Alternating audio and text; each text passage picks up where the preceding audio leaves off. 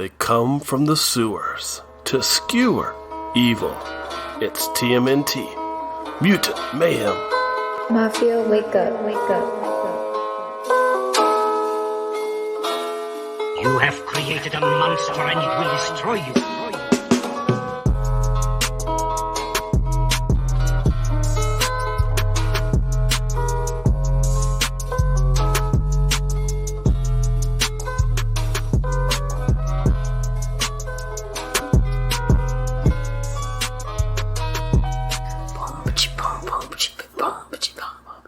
Oh yeah, you're getting into that the music. Yep, that's true. Oh, what a score this one had. This movie surprised me in multiple ways. Trent Reznor always delivers on the film scores. That's actually the main guy from Nine Inch Nails, Cecilia. I don't know if you knew that. Oh, sorry, I've kind of gotten ahead of ourselves. Welcome back to the Monsters vs. Men podcast, so the bargain basement of the Monster Podcasting Airways, where two wives sometimes, or it's two wives, or two two wives, all right. We're two friends, or sometimes husband and wife, try to stay alive and stay connected by chatting about weekly monster movies. This week, as we try to stay alive, we're discussing TMNT, Mutant Mayhem, Cece. Hi, Alex. The ooze to my turtle. You're the ooze, I'm a turtle. Okay. Together, we're a weird teenager. A weird teenager. That's one way of putting it. Baby. Yeah. Although I will say, sometimes when I'm on this show, I feel like it's just out of convenience. What? You know? You being... You don't really want to talk with me about Teenage Mutant Ninja Turtles. I do. Who else would I want to talk to about the TMNT? Eric. I don't want to talk to that scrub. Your bestie for the rest. He's got nothing important to say about this franchise. But you... Yeah, me? You've got all the importance weighing on you. As I said, this movie actually really surprised me. Yeah. And I felt kind of like cornered when we watched it. Yeah, we definitely cornered you. Yeah, because this is what happened, dear listener. I was just minding my own business, doing laundry, and then Alex comes into the living room with Gwen, and he goes, "By the way, we're watching Teenage Mutant Ninja Turtles tonight with Gwen. It's our movie night movie." And I'm just like, oh. She didn't want to watch it. She didn't care when me and Gwen went to go see it in theaters. But Gwen was like, whenever it comes on at home, when do you get mommy to watch it? I said, we'll do that.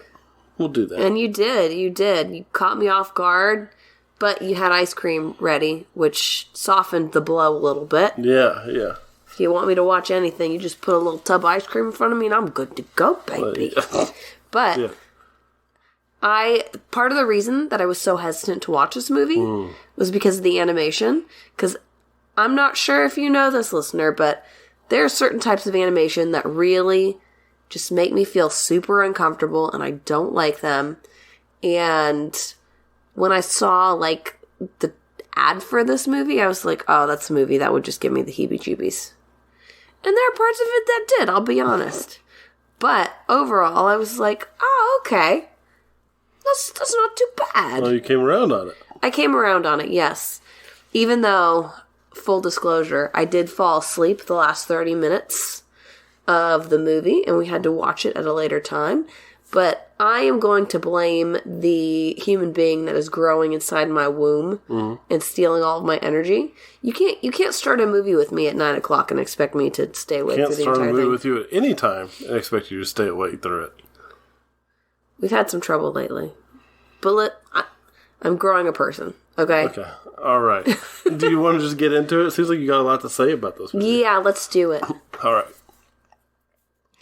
TMNT, or Teenage Mutant Ninja Turtles, is a long-running property that's gone through so many iterations, it feels like there's been a solid entry point for anyone born since the 80s. All of the iterations, of course, focus more on the Mutant Ninja Turtle portion of TMNT, but this is the first time that I really feel like there's been a focus on the T of TMNT, and that's the teenage. Do these changes fill you with rage? Or do you feel like this will never age, Cece? It doesn't fill me with rage.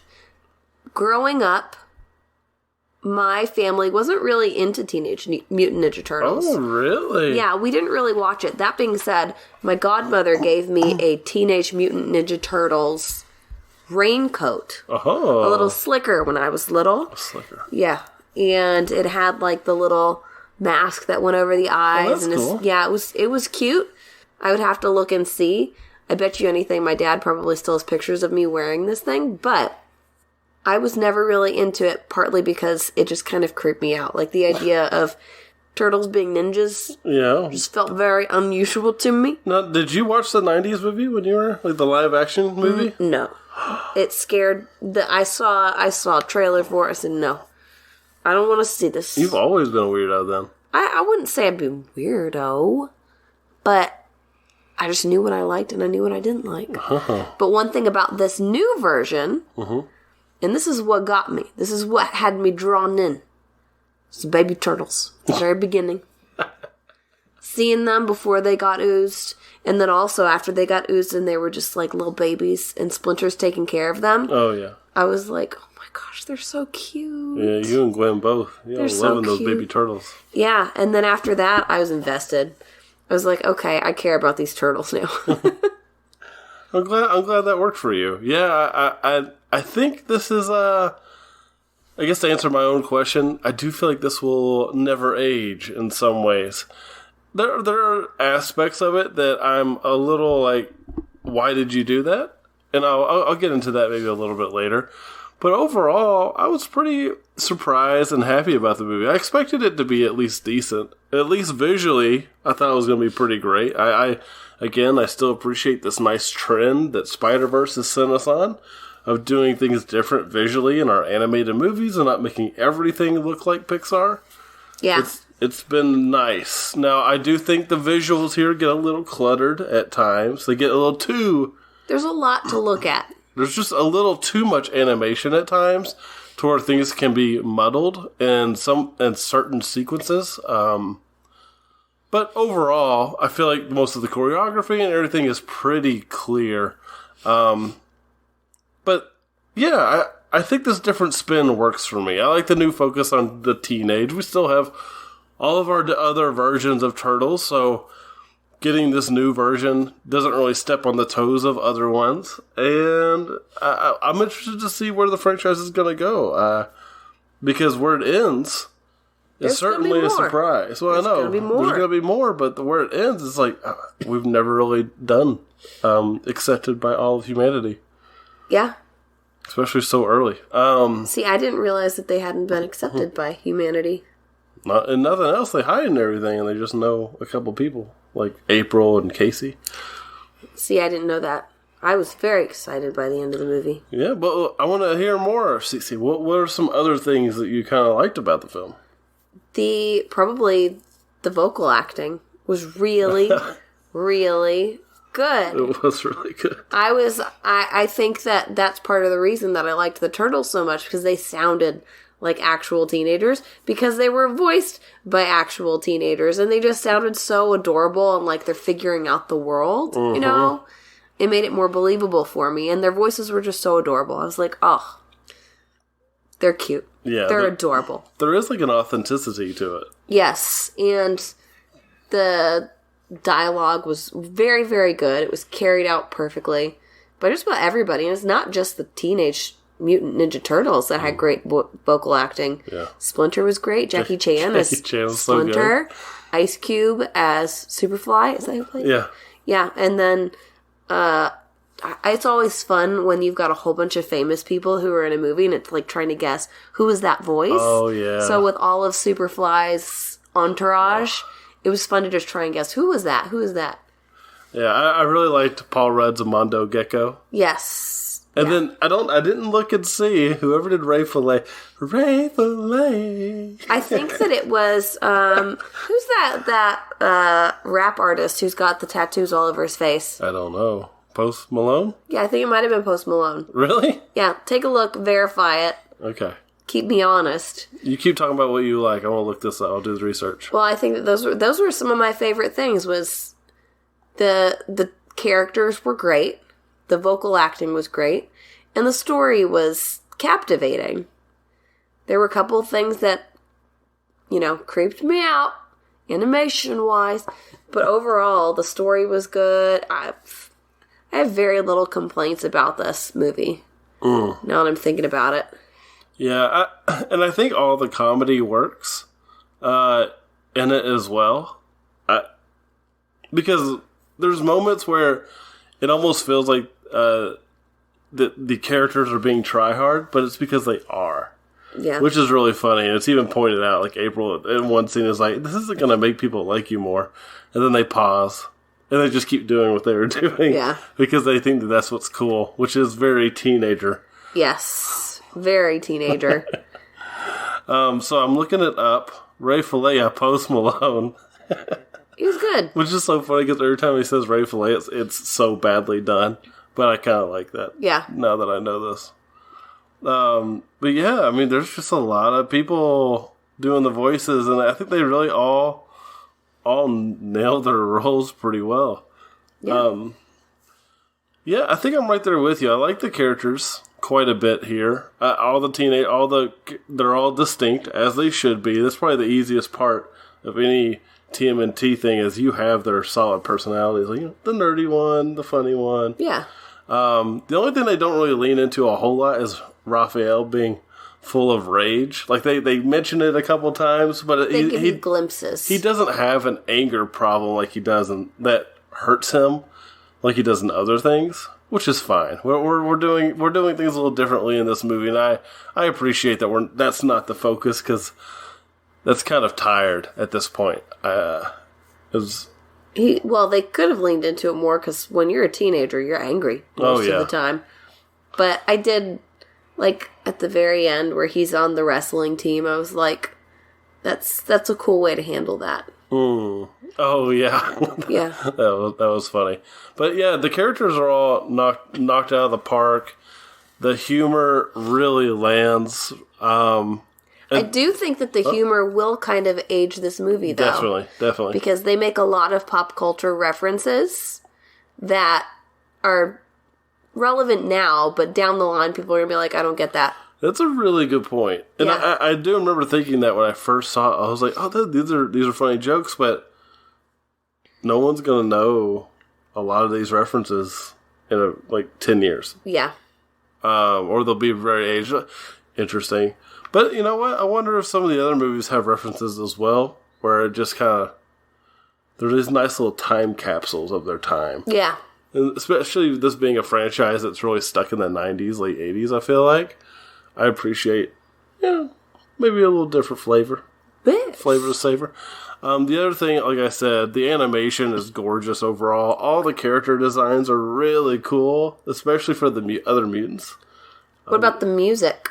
The music, yes. Like I was saying earlier, Trent Reznor did this soundtrack. I can't remember. I don't think Atticus Ross helped him this time, but Trent Reznor ran point on this soundtrack, and he just does a really great job with C. Oh no, Atticus Ross did help him with it, like usual. So, yeah, their soundtrack is really good. And then, like, it's got that hard thumping, almost like an urban techno type of sound, which I really like. And it also is very reminiscent of, and Cece, you won't get this reference, but there's this pause screen on an old NES, so original Nintendo game, or maybe it was Sega Genesis. No, it was Sega Genesis. Well, someone will correct me probably. But no, it was an old Nintendo game, Battletoads. And when you paused it, this had music that sounded exactly like it. And I'm pretty sure they drew inspiration because it's a pause screen. It should be goofy. Like, it just shouldn't be much of anything. But for some reason, when you pause this video game, it just drops this beat. And it's so good and so memorable. And I hear it quite a bit through this movie sometimes. And then all the licensed tracks also are perfect. I mean, Gwen is in love with A Tribe Called Quest's Can I Kick It after this. Loves that song. And it's also got De La Soul, who's one of my favorites. And then a lot of other licensed music. I'm surprised by how much there is in it. There was also one part where I was like, this is music from Spider-Verse. Yes, and it literally is, because they licensed a track from the newest Spider-Verse movie, which is hilarious. Yeah, it made me, I was like, that's so familiar. And I said, this sounds like Spider-Verse. And then Alex was like, that's because it is. That's because it is, yeah. And I was proud of myself for recognizing it. It's pretty impressive. Yes, I know it is. Yeah. But there's a lot to like, and I really like the story. I like the milking ongoing gag. Yeah. Because of the payoff is just so good, especially when the machine is just a mega milker. Yeah. I believe is what it was called. Which was... And for people who haven't seen the movie yet, number 1, go see it. Yeah. But number 2, what's milking? Yeah. Right? What's milking? What do you mean? If they haven't seen it, tell them what milking is. You should be... they're milking the turtles for their ooze. For their ooze. Ew. Ew. Next is... Where do they milk them at? I don't know. Because they're just hooked up on their shells. Yeah, I know. It's What weird. are we not seeing? I don't have a lot negative to say, Cece. So I do have a few things. But what about you? You said there were some things earlier that you didn't like about the film. Let's hear it. It was one of the biggest things that bothered me was when April threw up everywhere. Oh, I had a feeling that would bother you because it goes on for so long and it's so graphic. For so long. The color is disturbing. And yeah, I like that. That's the type of animation that really grosses me out. It has a very distinct 90s feel to it, in my opinion. But it upset me. I was like, when is this going to end? It does go for a long time. Yeah. Yeah, it did. They didn't have to go that long. I kind of appreciate the commitment, but I get it. I get it. You see, things like that don't bother you. You are very, like, there are very few things that bother you visually, and I don't know how you do it. I guess I'm just lucky. What else bothered you? Was it just the vomit? The vomit was one of the big things. Some of the character designs were just kind of like, oh, it makes me feel, I don't... Which ones? What about the cockroach? Was that the one that Splinter... Yeah, I fell in love with. Yeah, that was the one, that was one of the main ones where I was just like, no, I don't want to look at this thing. This is the type of thing that will give me nightmares. And then some of the way that the characters move, like the way that the humans move, and they all were very unique, which I appreciate. Mm-hmm. But they move in this kind of like, creepy way.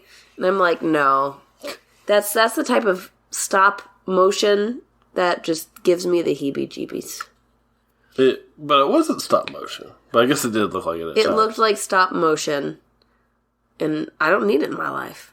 I don't watch stop motion movies for a reason. I hear you.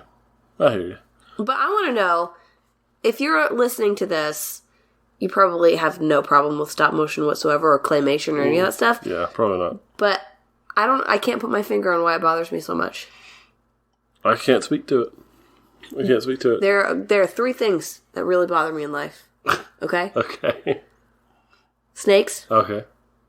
Stop motion / claymation. Okay. What else? What's the third thing?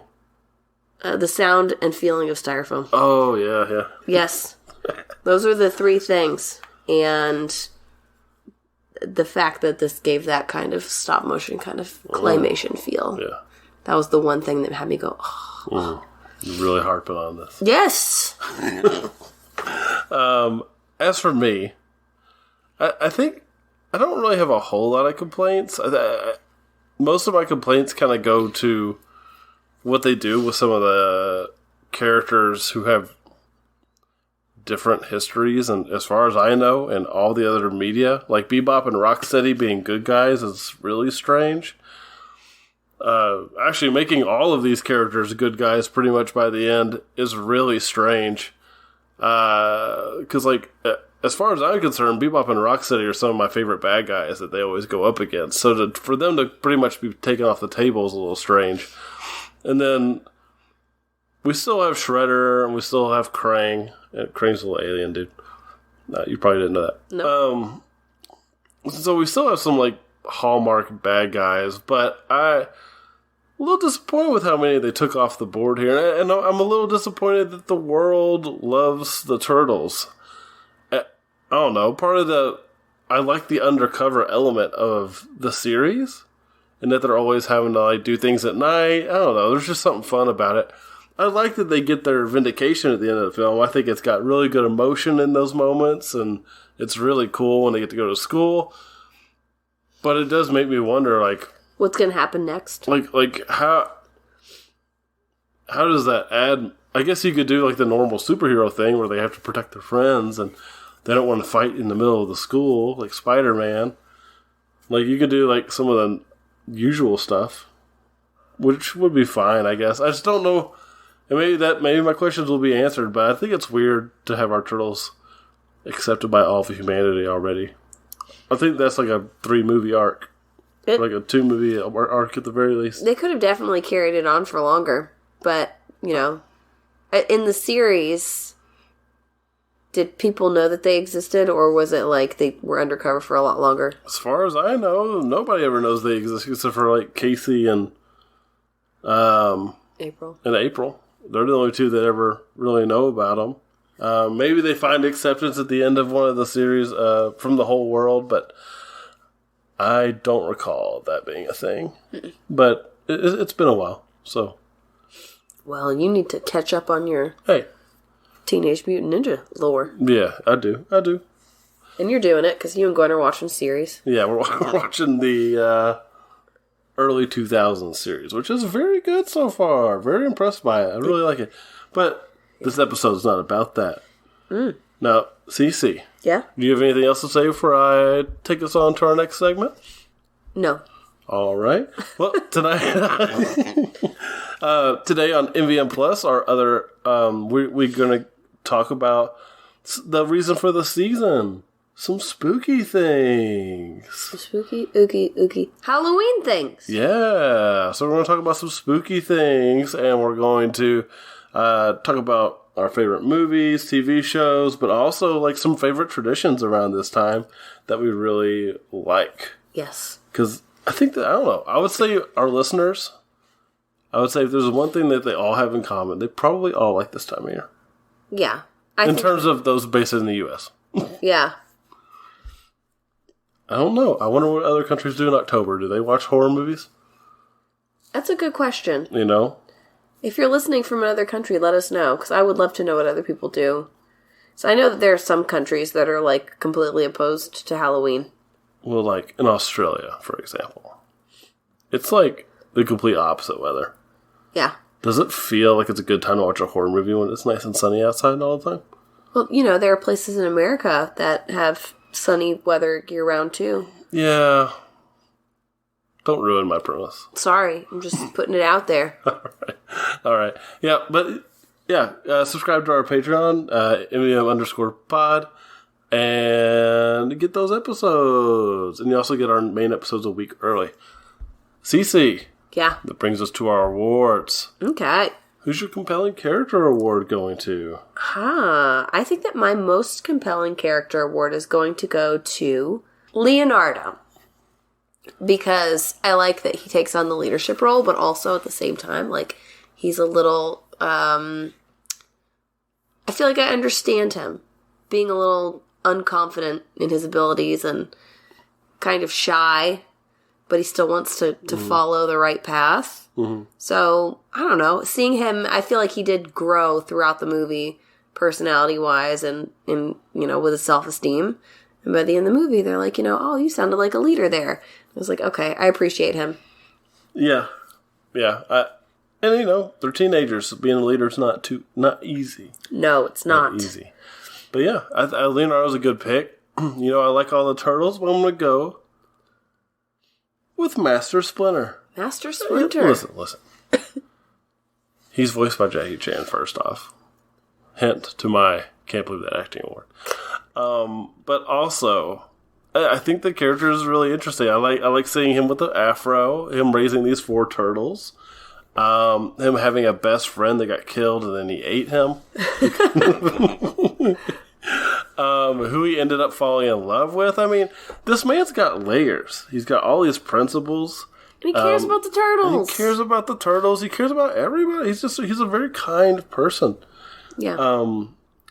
And you really do care about him. And he's also very skilled. When he takes down when he has to save them from the milking. Yeah. And he takes on all those people with that awesome music in the background. Oh, it's so good. Yeah. It was a very good fight scene. Yeah. The choreography in this is really good. And it's funny because in animated films, I don't think about, like, choreography being a thing. Yeah. But it is. And it takes a lot of brain power to plan all that stuff. Oh, yeah. So, I appreciate it. I like you appreciating the choreography. That's why we love each other. Yes. What's your most memorable line award, Cece? My most memorable line actually happened during that milking scene. And it's the one line that made me chuckle out loud. Even though I did chuckle out loud a couple of times. But this was the one that at the end of the movie I was, like, still thinking about. That's when they're getting milked. And Donatello's like, I just wanted to see BTS. Is that the band? Yeah, BTS. Yeah, I just wanted to see BTS in concert live. And they're all like, oh, we can perform for you. That'll make things better. He's like, oh yeah, that'd be great, guys. And they start singing, and they're just absolutely terrible. Smooth like butter. Yep, smooth like butter. And then he just goes, you guys don't even know the words. And the way that line is carried out is so perfect because I could see something like that happening in real life. Like, this is my last moment. My friend's going to make it great for me. Oh, you don't even know the words. Spoiled it. Yeah, I thought that it was excellent. Yeah, very good. And it's a joke that our daughter even picked up on. Like, she was laughing about it. Yeah. And still, to this day, sings just randomly, smooth like butter. And I don't know this song at all. And she doesn't know the song at all. No, none of us know that song, but very memorable moment. Yeah, that's a good one. Mine's Master Splinter, talking to Michelangelo while he drives the pizza truck. He's like, Michelangelo, why are you driving a car? And he goes, well, since you are, take a left here. And then he has them drive up the thing, they do the ramp and all that stuff. That little ramp reminded me of the ramp in Lexington, Kentucky. Oh. When you go to There's a ramp? The DMV, the little spiral one. Oh, yeah. Yeah. When I took my driver's test, I had to drive down a little spiral thing that looked just like that, and I thought, I've driven down one of those before. It was scary Harry. There are those spiral things in Lexington. I forgot all about that. Yeah. Yeah. Cece, what about your Can't Believe That Acting Award? Can't Believe That Acting Award. This one is challenging because I feel like the acting across the board is really good in this. It really is. But I would probably want to give my kudos to Ice Cube as Superfly. Because he was very convincing. And, you know, he's trying to convince these turtles of humanity's ill will toward them. And, I don't know. I thought that Ice Cube sounded very convicted in his speeches. Yeah. Didn't justify what he did. He should have never done that stuff. And he got what he deserved in the end. Turned it back into a fly. Yeah, but I think that Ice Cube really knocked that character out of the park. Yeah. Yep. He was creepy. He was creepy. That design was like the one big arm and yeah, it was. I didn't like it, but I liked Ice Cube as a character. Did you like the baby fly when he was like the little fly? Yes, he was cute when he was little fly. He was very adorable. I understand how he became the way he became. Yeah. Because that's one thing that always is very interesting to me is why is this villain the way that they are? What made them like this? There's nothing worse than a villain that you see and you're just like, I don't understand where they're coming from at all. And I just don't get them. In this case, you got it. You're like, okay, I kind of see why he feels the way he feels. Mm-hmm. Still doesn't justify anything, but at least I feel like I understand his backstory. Right. Yeah. Yeah. Okay. I can't believe that acting already hinted towards it. It's got to be Jackie Chan. Because it's Jackie Chan. I love Jackie Chan. You're just a big Jackie Chan fan. I'm a Chan fan. For sure. Yeah. I am. I wish he did more movies. But no, I think he does a great job in this role. And also, it's kind of weird. He doesn't exactly sound like Jackie Chan. No. He does somewhat, But I could have easily seen this being someone else. I want to give him some credit. Like, he definitely pronounced a lot of his words a little differently than he normally does. And also, his comedic timing is really good. It's so funny. I love it. And he just sounds like he really cares for all these other characters, too. So he did a great job. He did. He did a great job. Yeah. I agree with you. Cece, what about... Oh, that's a good shot award. Oh, that's a challenging one, because... You want me to go first while you think about it? Yeah, you go first. This is like a series of shots, but I really liked when they're taking down all the bad guys, and it's showing them go through all these 4 different scenarios, with each of them taking the lead, and it just cuts between all of them while they're all fighting all these bad guys through the rooms and all that stuff to figure out where Superfly is. Yeah. Really cool sequence. I really like that. It was a very cool sequence. It was a good, I'm almost, after watching and finishing the movie, I'm like surprised that I fell asleep, because it was a movie that... I was surprised. Yeah, that does keep you on your toes. That's a good shot award. It's got to probably go to when they're climbing back into the sewer after they are watching Ferris Bueller's. Oh, yeah. Because it's like, it's sad. Like, it makes you feel, I feel bad for them. Yes. Because they're all just watching these people have such a good time watching this movie together, and they can't be a part of it because they feel like humanity would never accept them. So that one tugged at my heartstrings. Yeah. A little bit, because, all they want is acceptance. And they're climbing down into a nasty, disgusting sewer to live their lives in secrecy. And it's just sad. It is sad. Sad. The film excels at its little poignant moments. I think it hits all of them really well. One that really also upset me was when the little baby turtle, and I don't know which one it was, goes flying in front of that car. Oh, when Splinter's, trying to show them the world, and he almost gets hit by the car. I was like, oh my gosh. That one was like, you care so much about these little baby turtles. You don't want anything to happen to them. And as a mother, it just made me go, oh my gosh, that absolutely terrifies me. So, I had a lot of strong feelings during various moments in this movie. So you could say you related the most to the rat. Yes. Me and the rat are one. For unique awards, I'll go first. Okay. Mine's favorite mutant award. Now, this is going to exclude the Turtles and Master Splinter. You just wanted to go first so that you could take Did you? Is that what you came up with? Yes. Your favorite one of Superfly's entourage. Yeah, there's a few to select. Because I really love the design of Leatherhead, which is the alligator with the glowing eyes. But I gotta go with Mondo Gecko. He's just so chill. And I think Paul Rudd does such a great job voicing this character. And he's so funny when he gets crushed.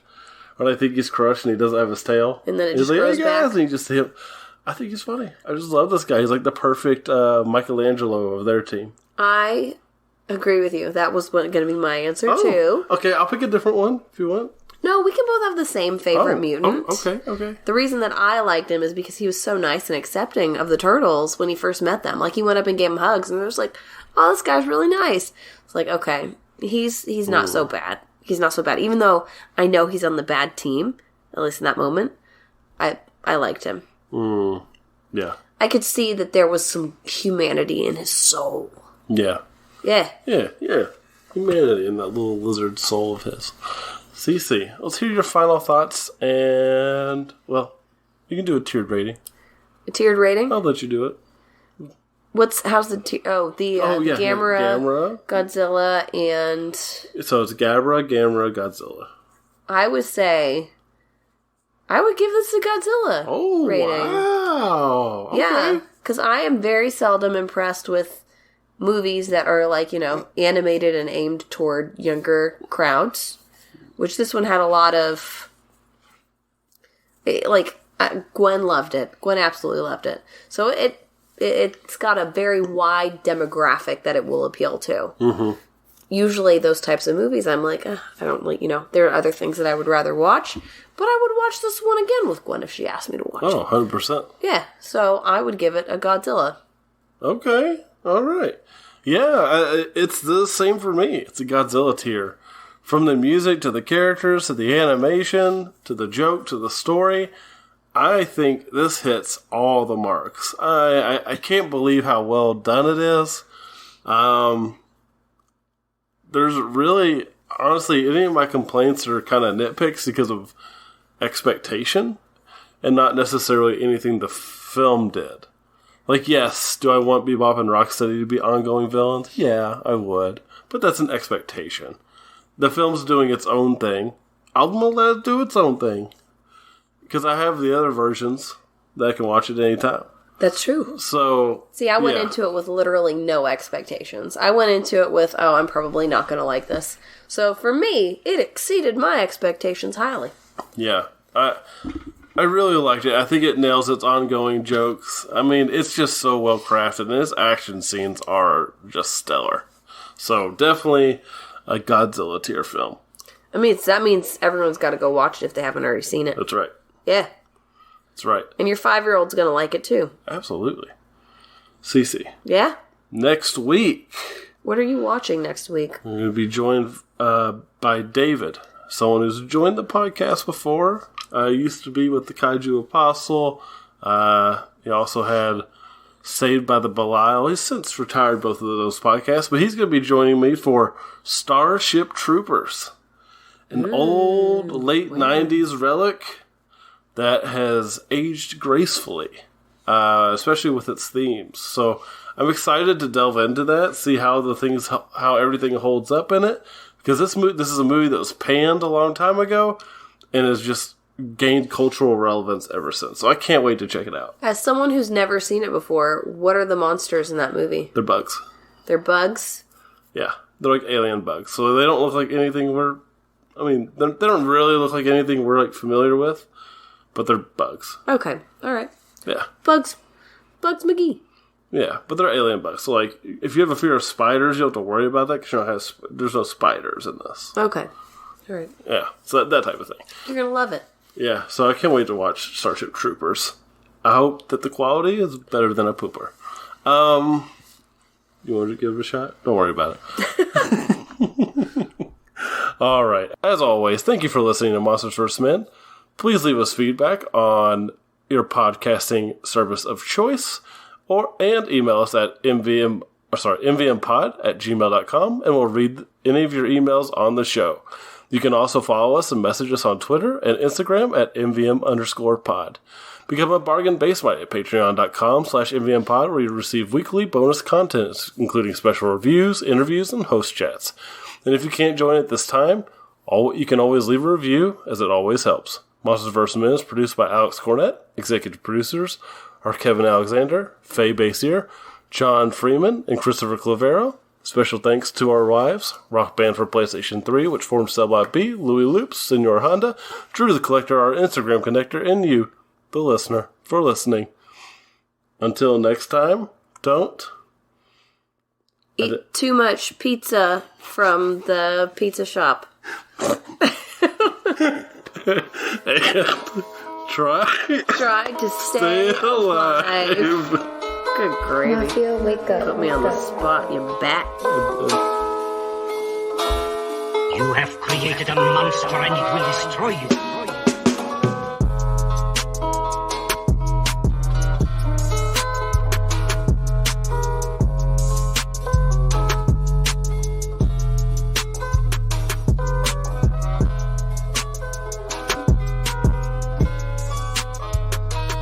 Just put a little tub of ice cream in front of me and I'm good to go, baby.